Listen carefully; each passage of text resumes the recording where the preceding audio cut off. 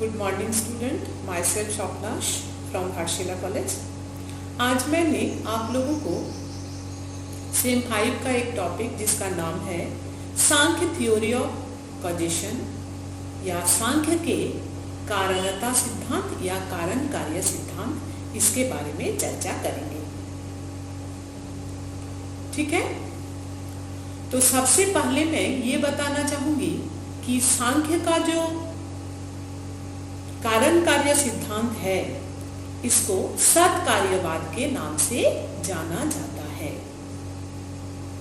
चलिए अब हम जानते हैं कारण कार्य सिद्धांत क्या है, उसके बाद सत्कार्यवाद में आते हैं। कारण कार्य सिद्धांत यह बताता है कि प्रत्येक घटना का कोई ना कोई कारण अवश्य होता है, बिना कारण का कोई घटना होते नहीं है। अर्थात कारण है तो कार्य है, कारण नहीं है तो कार्य नहीं है। यानी कार्य जो है वो कारण के ऊपर आश्रित होते हैं। अब इसको हम एक उदाहरण लेते हैं, जैसे बादल और बारिश। बादल हो गया आपका कारण और बारिश हो गया आपका कार्य। उसी तरह मिट्टी और घड़ा, मिट्टी हो गया उसका कारण और घड़ा हो गया उसका कार्य। तो कार्य क्या है, वो कारण के ऊपर डिपेंड रहते हैं। तो हम लोग क्या सीखे कारण कार्य सिद्धांत में? प्रत्येक घटना का कोई ना कोई कारण अवश्य होता है, बिना कारण का कोई घटना होते नहीं है। क्लियर? अब हम लोग यहाँ एक प्रश्न का चर्चा करेंगे।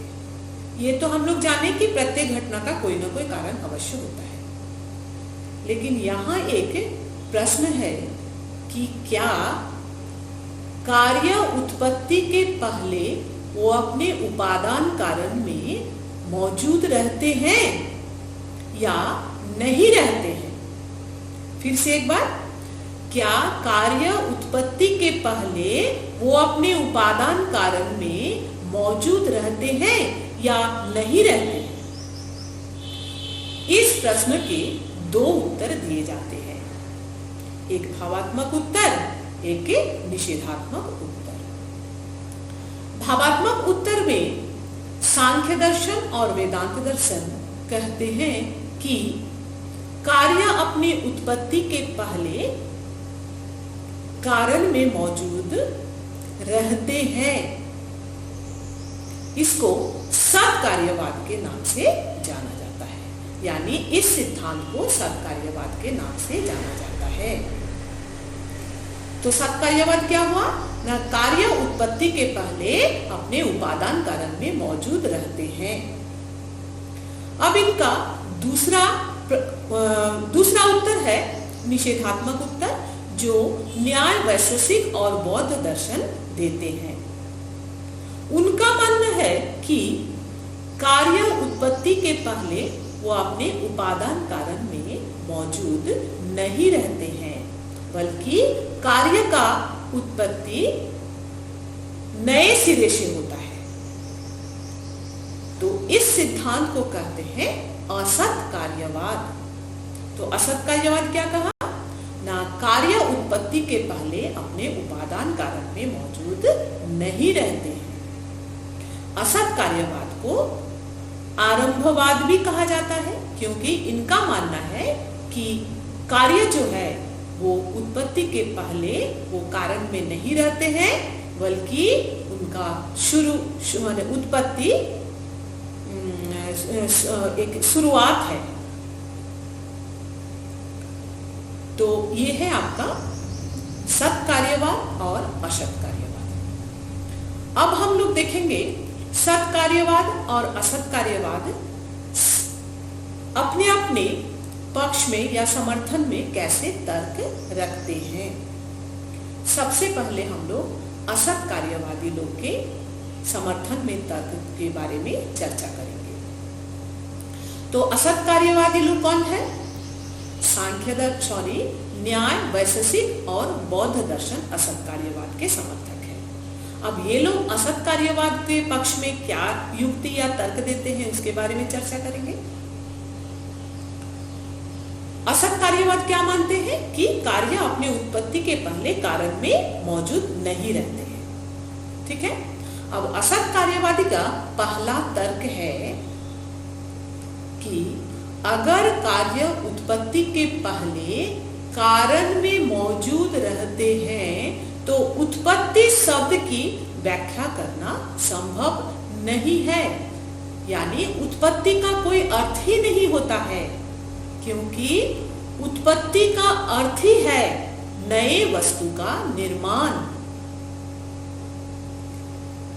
असत कार्यवाद का कहना है कि अगर घड़ा पहले से मिट्टी में मौजूद है, पहले से उसका उपादान कारण में मौजूद है, तो घड़े के निर्माण या घड़े के उत्पत्ति का क्या अर्थ है। यानी असत कार्यवाद का कहना है कि कार्य जो है वो उत्पत्ति के पहले अपने उपादान कारण में मौजूद नहीं रहते हैं। अब हम असत कार्यवाद के दूसरे तर्क में आते हैं। न्याय वैशेषिक का कहना है कि अगर कार्य उत्पत्ति के पहले कारण में या उपादान कारण में मौजूद है तो निमित्त कारण को इतना परिश्रम करने की क्या जरूरत है। अगर घड़ा जो कार्य है, मिट्टी जो उसका उपादान कारण है, अगर घड़ा मिट्टी रूपी उपादान कारण में पहले से मौजूद है तो निमित्त कारण यानी कुम्हार को इतना परिश्रम करने की क्या जरूरत है। तो इसका अर्थ क्या हुआ कि कार्य अपने उत्पत्ति के पहले कारण में मौजूद नहीं रहते हैं, क्योंकि हम लोग घड़ा उत्पन्न करने में कुम्हार को तो मेहनत करना ही पड़ता है, तब जाके घड़ा की उत्पत्ति होती है। अब आते हैं हम लोग असत कार्यवाद के तीसरे तर्क पर। असत कार्यवादी का कहना है कि अगर कार्य पहले से कारण में विद्यमान है तो कारण और कार्य को दो अलग नाम हम क्यों देते हैं। क्यों नहीं हम लोग कारण और कार्य को या तो कारण या तो कार्य कोई एक नाम देते हैं, लेकिन वास्तविक तौर पर हम लोग कारण और कार्य को तो अलग अलग पाते हैं। यानी मिट्टी हो गया कारण, घड़ा हो गया कार्य। यानी मिट्टी को हम लोग मिट्टी कहते हैं जो कारण है, घड़ा को हम लोग घड़ा कहते हैं जो कार्य है। तो उनका असत कार्यवादी लोग का कहना है कि कार्य जो है वो अपने उत्पत्ति के पहले कारण में मौजूद या विद्यमान नहीं रहते हैं। अब उनका चौथा तर्क है कि अगर कार्य उत्पत्ति के पहले कारण में मौजूद है तो क्यों नहीं कारण से ही कार्य का व्यवहार लिया जाए। यानी अगर घड़ा पहले से मिट्टी के लोंदे में मौजूद है तो मिट्टी से क्यों नहीं घड़े का काम लिया जा सकता है, लेकिन ऐसा तो वास्तव में संभव नहीं है। तो इसका अर्थ यह है कि कार्य अपनी उत्पत्ति के पहले कारण में मौजूद नहीं रहते हैं। इस तरह न्यायवैशेषिक असत कार्यवाद के समर्थन में ये सारी युक्ति देते हैं। अब आते हैं हम लोग सत कार्यवाद के समर्थन में सांख्य दर्शन कैसे युक्ति देते हैं। सांख्य दर्शन सत कार्यवाद के समर्थन में सांख्य कारिका में एक सुंदर श्लोक प्रस्तुत किए हैं, जिसके माध्यम से उन्होंने सत कार्यवाद के समर्थन में युक्ति दिए हैं। ये श्लोक है, असद करणात उपादान ग्रहणात सर्व संभव भावात सक्कस्य सक्त करणात कारण भावाच्च सत्कार्यम। इस श्लोक का अब हम एक एक विश्लेषण करके इसका अर्थ को जानेंगे। सबसे पहले जान लेते हैं सत्कार्यवाद का सिद्धांत क्या है। सत्कार्यवाद यह मानता है कि कार्य अपनी उत्पत्ति के पहले कारण में मौजूद रहते हैं। अब आते हैं इनका समर्थन में क्या क्या तर्क देते हैं। नंबर 1, असद करणात। सांख्य दर्शन का कहना है कि कार्य अगर अपने कारण में असत है या विद्यमान नहीं है तो कारण से कार्य की व्याख्या करना असंभव है। उनका कहना है जिसका अस्तित्व ही नहीं है उसकी उत्पत्ति कैसे संभव है। जैसे बालू में घी का अभाव है। अब हम लोग कितना ही प्रयत्न कर ले बालू से कभी घी नहीं निकल सकते हैं। तो इसका अर्थ क्या हुआ कि कार्य अपनी उत्पत्ति के पहले उपादान कारण में मौजूद रहते हैं। अब आते हैं सांख्य का दूसरा तर्क में, उपादान ग्रहणात। उपादान ग्रहणात का अर्थ यह है कि कार्य की उत्पत्ति किसी निश्चित उपादान कारण से ही संभव है। यानी किसी निश्चित कार्य की उत्पत्ति निश्चित कारण से ही संभव है। कोई भी कारण कोई भी कार्य को उत्पत्ति नहीं कर सकते हैं। जैसे मान लीजिए दही जो है उसका कार्य है, दूध है उसका कारण है। दूध ही दही को उत्पन्न कर सकता है।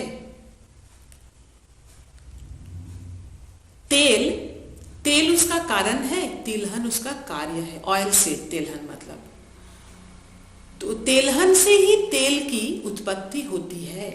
यानी निश्चित कार्य के लिए हम लोग निश्चित उपादान कारण की ही खोज करते हैं। तो इससे क्या स्पष्ट होता है ना, कार्य जो है वो उत्पत्ति के पहले अपने उपादान कारण में मौजूद रहते हैं। अब आते हैं हम लोग उनके तीसरे तर्क में, सर्वसंभव भावात। यानी हर किसी वस्तु से हर किसी वस्तु की उत्पत्ति नहीं हो सकती। यानी everything is not produced by everything. मतलब कोई भी कारण जो है वो कोई भी कार्यों की उत्पत्ति नहीं कर सकते हैं। निश्चित कारण ही निश्चित कार्य की उत्पत्ति कर सकते हैं। जैसे दही बनाने के लिए यानी दूध की खोज करते हैं। यानी दूध जो है वो दही उत्पन्न कर सकता है, मक्खन उत्पन्न कर सकता है, लेकिन दूसरा कोई चीज को वो उत्पन्न नहीं कर सकते हैं।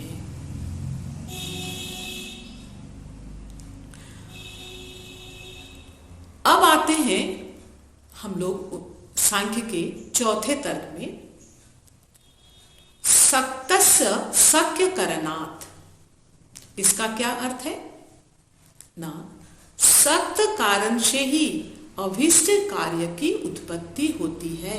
सक्त कारण मतलब विशेष कारण। विशेष कारण से ही विशेष कार्य की उत्पत्ति हो सकती है। इसका मतलब है कारण में एक योग्यता के अनुसार ही कार्य की उत्पत्ति कर सकते हैं। अर्थात the potent cause produced only that effect from which it is capable. यानी कारण वही कार्य को उत्पत्ति कर सकता है जो उसमें योग्यता रखते हैं। जैसे दूध दही को, मक्खन को, घी को उत्पन्न कर सकता है, लेकिन खाद या फर्टिलाइजर को वो कभी उत्पत्ति नहीं कर सकते हैं। तो इससे क्या प्रमाणित होता है ना, कार्य जो है वो उत्पत्ति के पहले कारण में मौजूद रहते हैं। अब उनका पांचवा तर्क है कारणाभावाच्च सत्कार्यम्। यानी कारण और कार्य दोनों अभिन्न है। Cause and effect are not different. Samkhya का कहना है कि कारण और कार्य जो है वो एक ही वस्तु के दो पहलू हैं। कारण वो अव्यक्त रूप है, कार्य उसका व्यक्त रूप है। दही का दूध अव्यक्त रूप है और दही हो गया उसका व्यक्त रूप। उसी तरह बीज और पौधा, बीज है उसका अव्यक्त रूप और पौधा है उसका व्यक्त रूप। तो सांख्य का मानना है कि कारण और कार्य जो है वो एक ही वस्तु के दो पहलू है, दोनों में अंतर करना मुश्किल है। इसलिए सांख्य का कहना है कि कार्य जो है वो अपने उत्पत्ति के पहले कारण में मौजूद रहते हैं।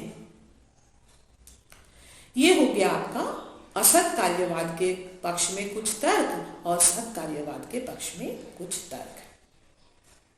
अब आते हैं हम लोग सत कार्यवाद के रूप कितने होते हैं, कितने रूप है सत कार्यवाद के। सत कार्यवाद के दो रूप होते हैं, एक परिणामवाद और दूसरा विवर्तवाद। परिणामवाद क्या है? परिणामवाद यह मानता है कि कार्य जो है वो कारण का वास्तविक परिणाम है या वास्तविक रूपांतर है। यानी the effect is the real transformation of the cause. कार्य जो है वो कारण का वास्तविक रूपांतर है। जैसे दही दूध का वास्तविक रूपांतर है, पौधा जो है वो बीज का वास्तविक रूपांतर है।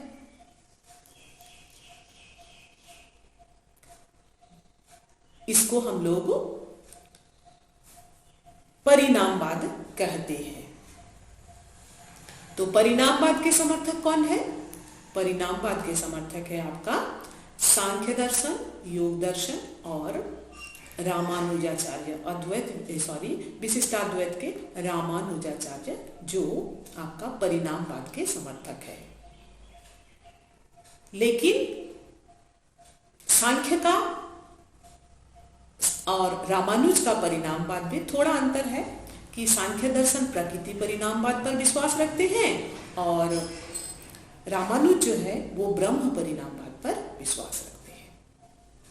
तो परिणामवाद क्या हुआ? परिणामवाद वह सिद्धांत है जिसके अनुसार कार्य जो है वो कारण का वास्तविक रूपांतर है। अब आते हैं हम लोग सत्कार्यवाद के दूसरे रूप में, जिसका नाम है विवर्तवाद। विवर्तवाद क्या है? विवर्तवाद वह सिद्धांत है जिसका मानना है कि कार्य जो है वो कारण का वास्तविक रूपांतर या वास्तविक परिणाम नहीं है, बल्कि एक आभास मात्र है, एक प्रतीति है, एक अपीयरेंस है।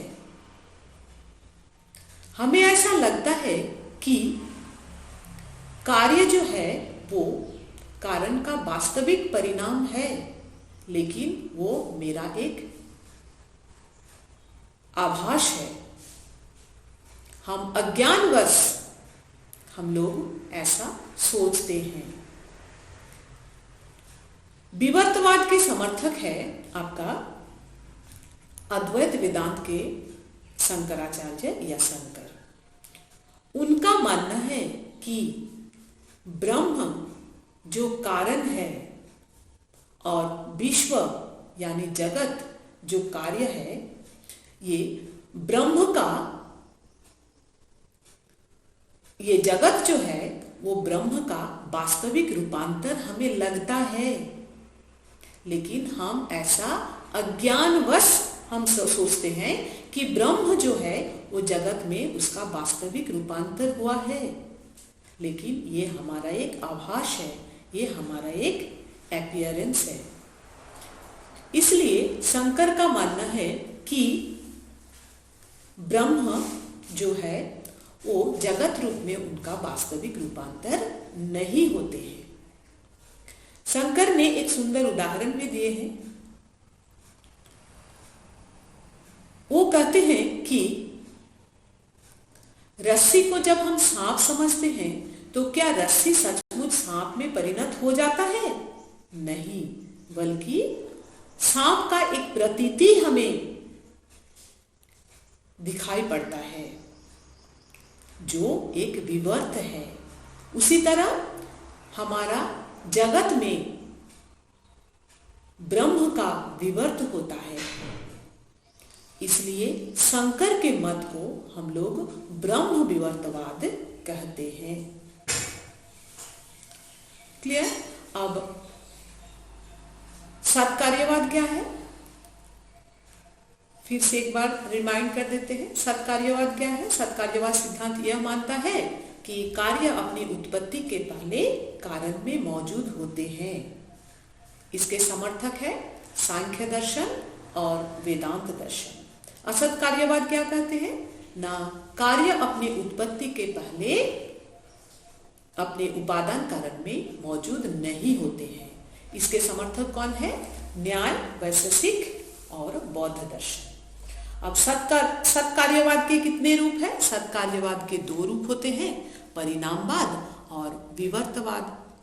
परिणामवाद क्या कहते हैं? ना कार्य जो है वो कारण का वास्तविक रूपांतर है, और इसके समर्थक है सांख्य दर्शन और योग दर्शन और विशिष्टाद्वैत के रामानुजाचार्य।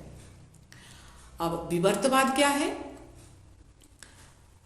विवर्तवाद यह मानता है कि कार्य जो है वो कारण का वास्तविक रूपांतर नहीं है, बल्कि एक आभास मात्र है, एक प्रतीति है।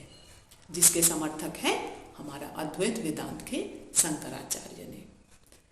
शंकर के विवर्तवाद को ब्रह्म विवर्तवाद भी कहा जाता है। और परिणामवाद में सांख्य का जो परिणामवाद है उसको प्रकृति परिणामवाद पर भी कहा जाता है, और रामानुज के परिणामवाद को ब्रह्म परिणामवाद कहा जाता है। क्लियर है? Thank you. अगर कोई दिक्कत है तो हमें कमेंट